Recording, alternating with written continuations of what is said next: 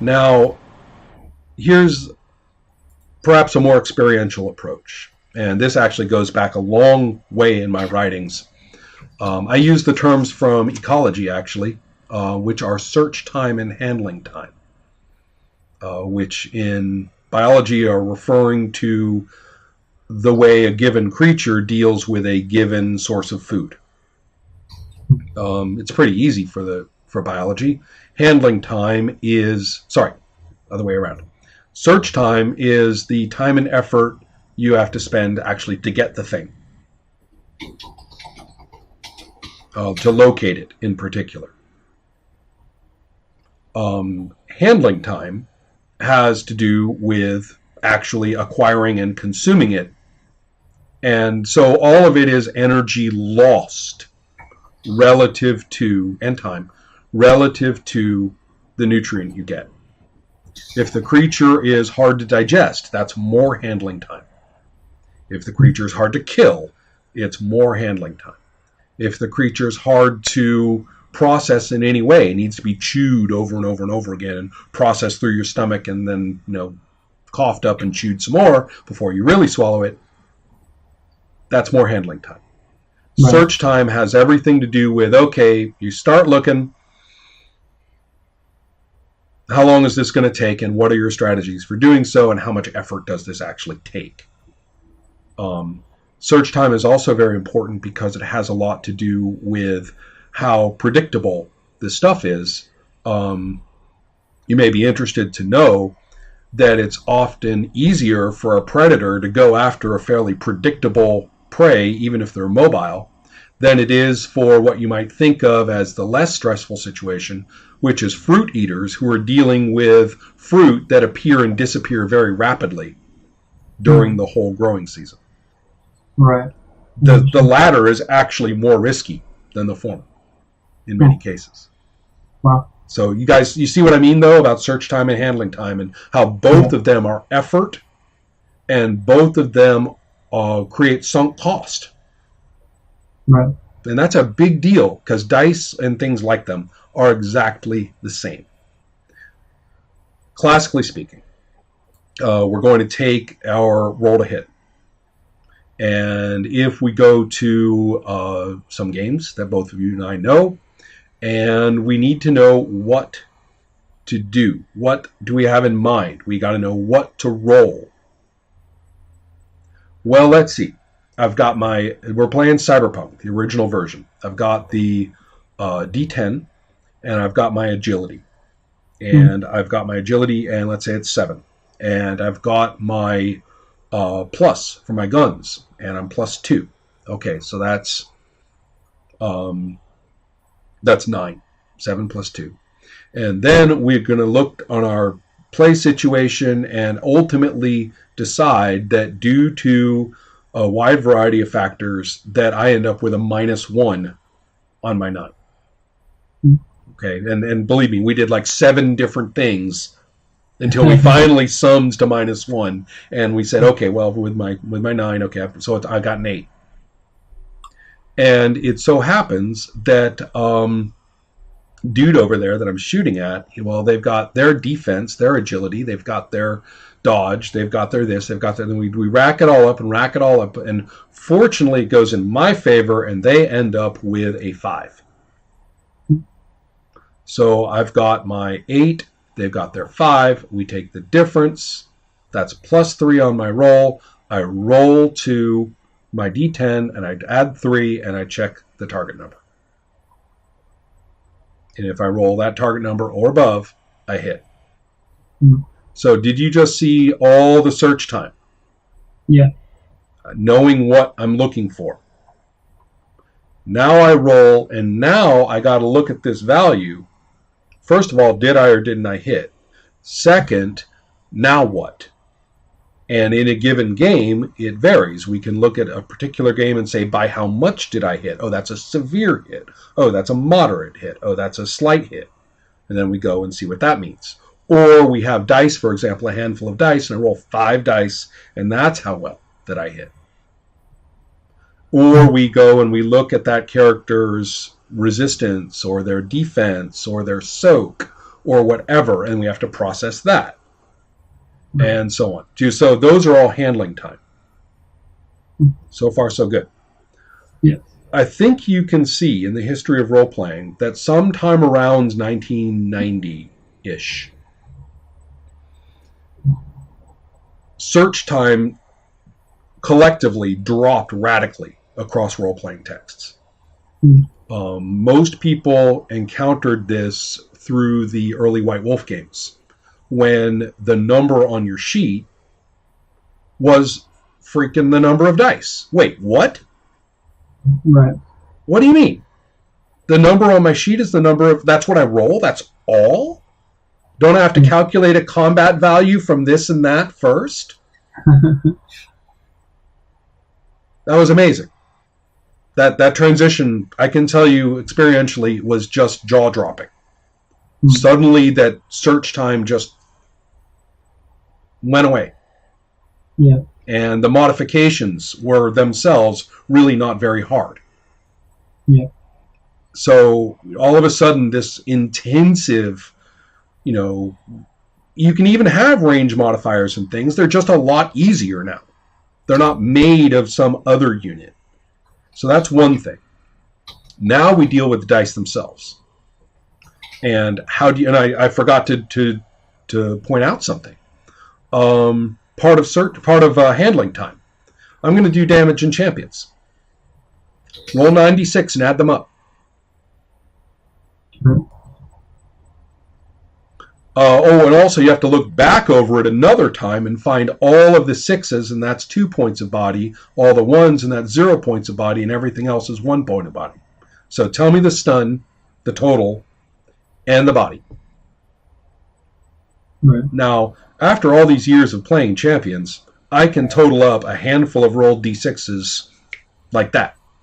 Yeah. And so can lots of other people. But that doesn't stop it from being handling time at all. Yeah. It's still handling time. So being good at handling time does not change it. It doesn't take it away. The effort is still there, the attention is still there, the activity is still there. Still energy lost. Exactly.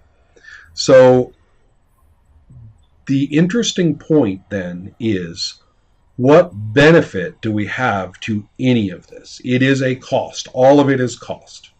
So what are we getting out of this?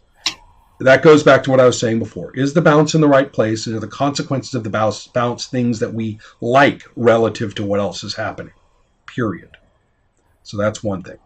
But let's look now at the sort of more mechanistic side of it. What could these dice be contributing now? Is it, and here are the two ends of the choice, is it a fictional outcome? Period. And then whatever quantitative or sort of quantitative details are necessary to shore it up, then we just insert. Or perhaps consult a chart for, or something. But the dice told us outcomes in terms of the fictional crisis of the moment.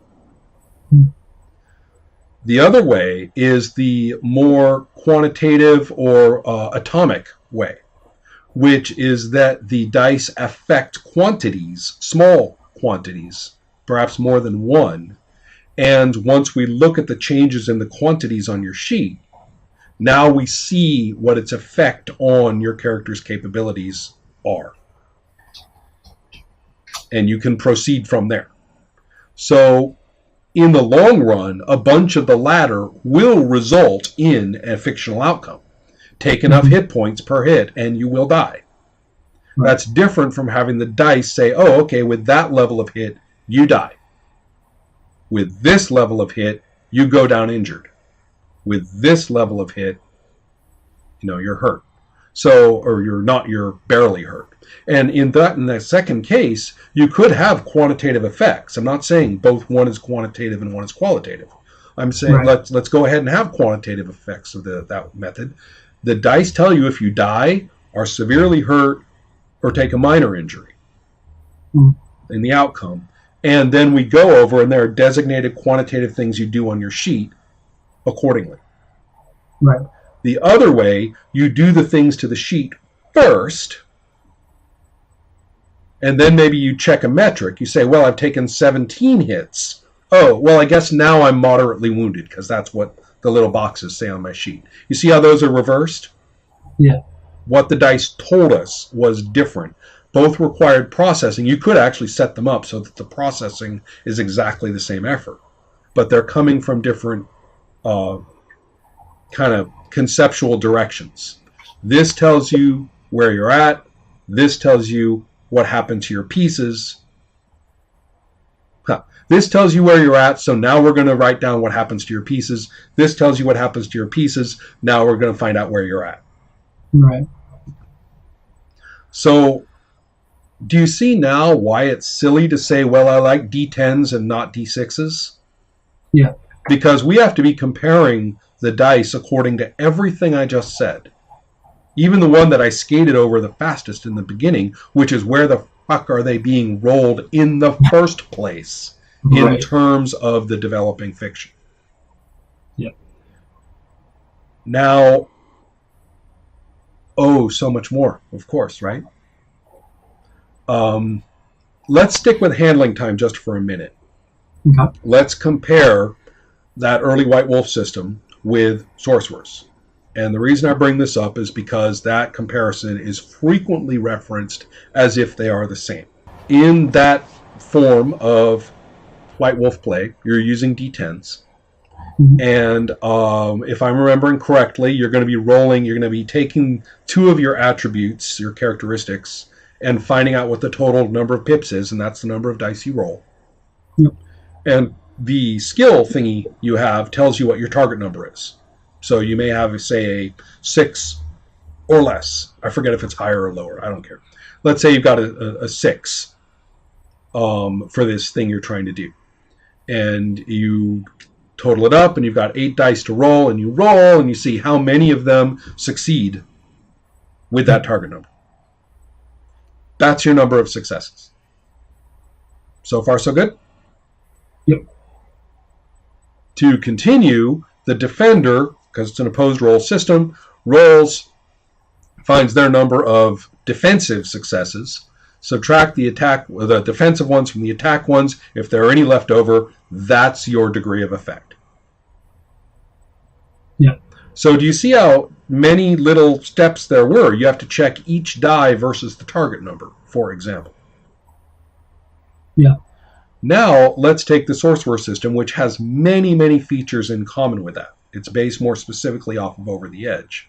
But Jonathan Tweet's pedigree in the origins of White Wolf is well known, coming from the Ars Magica side of things. So it's no surprise that we're all, that all this is historically intertwined. So we take, instead of 2 things, you take 1 thing. But it's basically the same idea and roughly the same scale. You'd be rolling 5 or 6 dice a lot of the time. So you roll, and you also have an opposed roll, but there is no target number. Instead, you simply see what your highest value is in each case. If the highest value is higher than their highest value, you've succeeded. And instead of taking the difference between the 2 values, what you do is you count your number of dice that's exceeded their highest value. That's your degree of success. Now, first of all, I bring these up because they look very similar. You're picking up 5, 6, 7 D10s, although in Sorcerer you can use any die, but typically people use D10s. If you pick up 5 or 6 or 7 of those and you roll and someone else rolls and you look across and you say, I win by 3. Yeah. Now, one of the differences is that since a number of the dice in the White Wolf rolls are canceled because they didn't meet their success rating, the number of dice that go into the subtraction is lower. Okay. So you get a decrease in effect. If you this number of dice being equal, the White Wolf rolls will end up having less effect per die or per roll. So far, so good.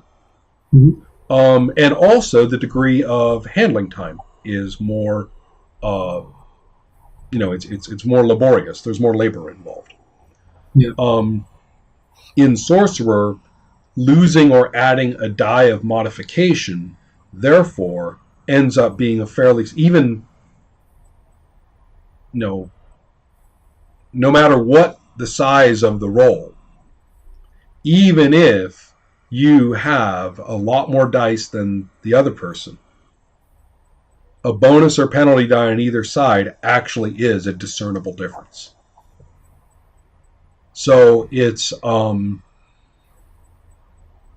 a fairly interesting comparison between the two, just to grasp what handling time is.